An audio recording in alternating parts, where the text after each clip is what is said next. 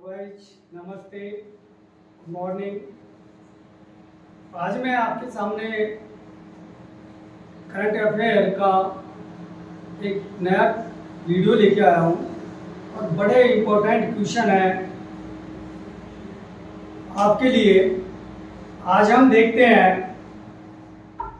First question है, जून 2023 में भारत और किस देश के बीच एकता का आयोजन हुआ? एकता का आयोजन हुआ क्योंकि ये समय समय पर विभिन्न देशों के बीच यह आयोजन होता रहता है।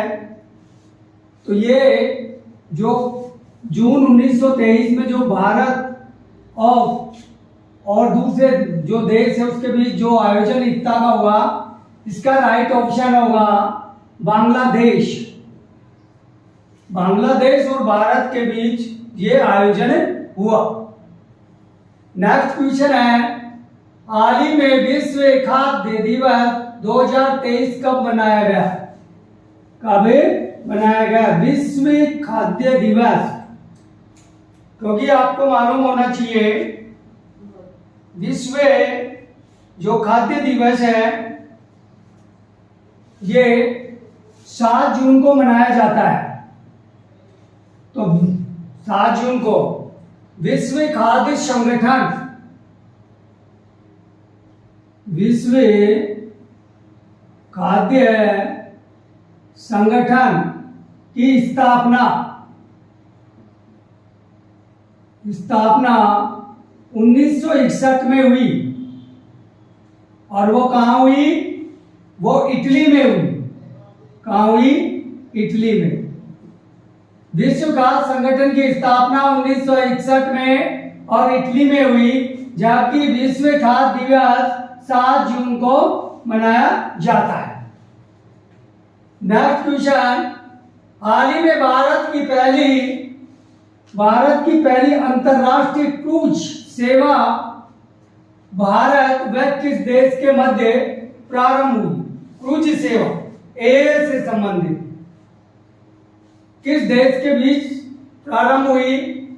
तो इसका राइट ऑप्शन होगा श्रीलंका। श्रीलंका के अब्बन बटूना जो बंदरगाह है उससे लेकर और भारत के मद्रास तक ये अंतरराष्ट्रीय क्रूज सेवा प्रारंभ हुई।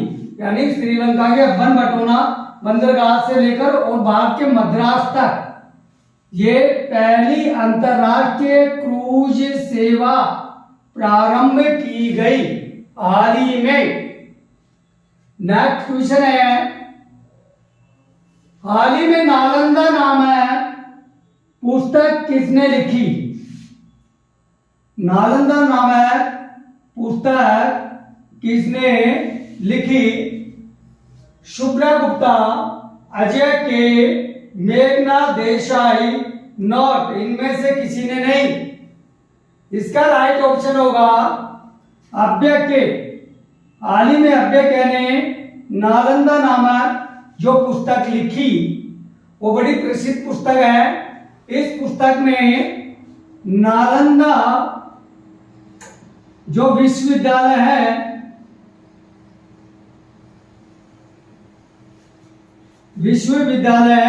उसकी स्थापना से लेकर उसके नष्ट होने तक का विवरण इस पुस्तक में दिया गया है। और साथ में ही 21वीं शताब्दी में पुनर्उद्भव इस नालंदा विश्वविद्यालय ने जो किया, साथ ही 21वीं शताब्दी में पुनर्उद्भव या पुनर्विकास इसने किया, वो सारा वर्णन डिटेल से नालंदा नामक पुस्तक में है, जिसके राइटर है अव्यय के, जिसमें उसकी स्थापना से लेकर उसके विध्वंस या उसके नष्ट होने तक का वर्णन, साथ में 21वीं शताब्दी तक के उसके पुनर्स्थापना या पुनर्निर्माण का इसमें वर्णन किया गया है। नेक्स्ट क्वेश्चन है आपका, हाल ही में किस देश को संयुक्त राष्ट्रीय सुरक्षा परिषद में नहीं चुना गया? आपको सभी को मालूम है कि समय समय से संयुक्त राष्ट्र सुरक्षा परिषद में स्थायी और अस्थायी सदस्य के रूप में विभिन्न विश्व के विभिन्न देशों को सदस्यता दी जाती है, लेकिन हाल ही में वर्तमान ऐसा कौन सा देश है जिसको संयुक्त राष्ट्र सुरक्षा परिषद में नहीं चुना गया? Slovenia, Algeria, Sierra Leone. Bharat इसका राइट ऑप्शन होगा भारत। भारत को वर्तमान में संयुक्त राष्ट्र सुरक्षा परिषद में सदस्य के रूप में नहीं चुना गया, जबकि इसके अलावा और देशों को चुना गया है, क्योंकि पिछले ईयर में भारत को चुना गया था, लेकिन वर्तमान में भारत को नहीं चुना गया। नेक्स्ट क्वेश्चन है आपका, हाल ही में किस देश में जून 2023 में दक्षिणी पूर्वी अरब सागर के ऊपर बने चक्रवात का नाम बिपारजॉय किस देश ने रखा? अभी हाल ही में जून महीने में एक चक्रवात उठा था, जो अरब सागर यानी अरब सागर के दक्षिण पूर्वी अरब सागर में उठा था।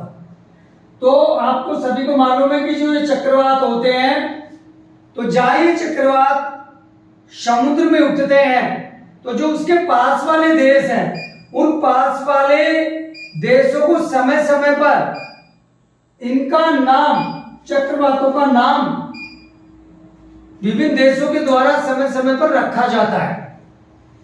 जिस भी देश के पास जिस भी देश का नाम होगा, वो ही देश उस चक्रवात का नाम अपने प्राकृतिक, भौगोलिक प्रतीकों या अपने देश के विभिन्न जो कल्चर से संबंधित सांस्कृतिक विशेषताओं, पक्षियों, इससे संबंधित जो भी नाम है, तो कोई भी नाम वो देश जिसका नाम वो चक्रवात में अंकित करेगा, वो नाम अंकित कर सकता है वो देश। तो ये जो बिपराजॉय जो नाम रखा गया है, ये बांग्लादेश के द्वारा रखा गया है इस चक्रवात का नाम। क्यों? क्योंकि अब की बार चक्रवात दक्षिणी पूर्वी अरब सागर में यानी बांग्लादेश के पास जाकर उठा था, और अब की बार नाम रखने का जो फर्स्ट नंबर था वो बांग्लादेश का ही था। तो बांग्लादेश ने उसका नाम बिपारजॉय नाम रखा, जो किसी भी भौगोलिक, प्राकृतिक, पक्षियों, जानवरों या अपने देश के विभिन्न कल्चर्स से संबंधित कोई भी नाम यदि उसको अच्छा लगता है, वो उस चक्रवात का नाम रख सकता है। इसका राइट ऑप्शन होगा बांग्लादेश। नेक्स्ट है, हाल ही में पीएम मोदी ने विश्व पर्यावरण दिवस पर कौन सी योजना शुरू की? विश्व पर्यावरण दिवस, आपको मालूम है विश्व पर्यावरण दिवस, विश्व पर्यावरण दिवस कब मनाया जाता है? कब मनाया जाता है? तो इसका आंसर होगा 5 जून। 5 जून को विश्व पर्यावरण दिवस मनाया जाता है। कई बार आपसे कंपटीशन में पूछ लिया जाता है और कई बार आ भी चुका है, तो ध्यान रखना आप सभी को, विश्व पर्यावरण दिवस 5 जून। तो इस विश्व पर्यावरण दिवस के ऊपर प्राइम मिनिस्टर मोदी ने कौन सी योजना लॉन्च की? मिष्टी योजना, अमृत सरोवर योजना, अमृत सरोवर नोट, इनमें से कोई नहीं। तो इसका राइट ऑप्शन होगा कि 5 जून विश्व पर्यावरण दिवस पर प्राइम मिनिस्टर मोदी ने अमृत सरोवर योजना प्रारंभ की। इसका राइट ऑप्शन। नेक्स्ट, हाल ही में किसने वित्तीय समावेशन के लिए अंतर्दृष्टि डैशबोर्ड को लॉन्च किया? हाल ही में किसने वित्तीय समावेशन के लिए, वित्तीय समावेशन यानी जो वित्तीय यानी रुपयों का जो लेन देन होता है, भुगतान संतुलन स्थापित करने के लिए, यानी भुगतान, देश का जब भुगतान संतुलन नहीं होता उस स्थिति में वित्तीय समावेशन का कार्य किया जाता है बैंकों के द्वारा। लेन देन के कार्य का लेखा जोखा किया जाता है, वो वित्तीय समावेशन के अंतर्गत आता है। तो यहां कहा जा रहा है कि हाल ही में किसने वित्तीय समावेशन के लिए अंतर्दृष्टि डैशबोर्ड को लॉन्च किया? किस बैंक ने किया? आपको मालूम है कि सुरक्षित बैंक कौन सा है, और सुरक्षित बैंक आपका आरबीआई है, और वित्तीय लेन देन के समावेशन का पूर्ण अधिकार भी इसी को होता है। तो इसका राइट ऑप्शन होगा आरबीआई। इसी ने वित्तीय समावेशन के लिए अंतर्दृष्टि डैशबोर्ड को लॉन्च किया। इसका right option RBI. Next question है आपका, हाल ही में किस देश ने फतेह नाम से अपनी पहली हाइपरसोनिक बैलिस्टिक मिसाइल प्रस्तुत की? किस देश ने फतेह नाम से अपनी पहली, और कौन सी मिसाइल है? Hyper supersonic missile, hyper supersonic ballistic missile प्रस्तुत की, फतेह नाम की मिसाइल। मिस्र, सऊदी अरब, ईरान और इराक। तो इसका राइट ऑप्शन होगा इराक। इराक ने अभी कुछ ही दिनों पहले 2 मिसाइल लॉन्च की थी, जिसमें से एक मिसाइल का नाम फतेह है, और ये उस देश की पहली सुपरसोनिक, पहली हाइपर सुपरसोनिक बैलिस्टिक मिसाइल है, और उसका नाम फतेह है, और ये इराक ने अभी इसका प्रशिक्षण किया था। नेक्स्ट, हाल ही में राष्ट्रपति द्रौपदी मुर्मू को किस देश का सर्वोच्च सम्मान, यानी भारत के जो राष्ट्रपति हैं श्रीमती द्रौपदी मुर्मू को किस देश का सर्वोच्च सम्मान order of the chain of yellow star सम्मान मिला? ये सम्मान order of the chain of yellow star सम्मान मिला, क्योंकि आपको मालूम होगा कुछ दिन पहले हमारी देश की जो राष्ट्रपति है श्रीमती द्रौपदी मुर्मू, ये अभी विदेशी दौरे पे गई थी, और वह इनको ये सम्मान मिला था। तो वो कौन सा देश है जिन्होंने इनका सम्मान किया? ऑस्ट्रेलिया, सूरीनाम, बांग्लादेश, नॉर्थ, इनमें से कोई नहीं। तो राइट ऑप्शन होगा सूरीनाम, क्योंकि ये सम्मान सूरीनाम जो देश है उसका सर्वोच्च नागरिक सम्मान है। कैसा सम्मान है? नागरिक सम्मान है, सर्वोच्च नागरिक सम्मान है, सबसे बड़ा पुरस्कार है उस देश का, सूरीनाम देश का। तो इस सूरीनाम देश के इस पुरस्कार के द्वारा हमारे देश की श्रीमती द्रौपदी मुर्मू को यह सम्मान मिला। हाल ही में पुरुष वर्ग में फीफा 3 विश्व कप का खिताब किसने जीता? France, Australia, USA, Serbia. तो हाल ही में ये पुरुष वर्ग का जो खिताब है ये सर्बिया ने जीता। सर्बिया ने ये पुरस्कार जीता, विश्व कप का खिताब। नेक्स्ट क्वेश्चन है, हाल ही में किसने स्पेनिश ग्रेड फिक्स 2023 का खिताब किसने जीता? किस खिलाड़ी ने जीता? हाल ही में किस खिलाड़ी ने स्पेनिश ग्रेड फिक्स 2023 का खिताब जीता? किस खिलाड़ी ने जीता? ये क्वेश्चन इस प्रकार है, Lewis Hamilton, Max Verstappen, Sergio Perez, Valtteri Bottas.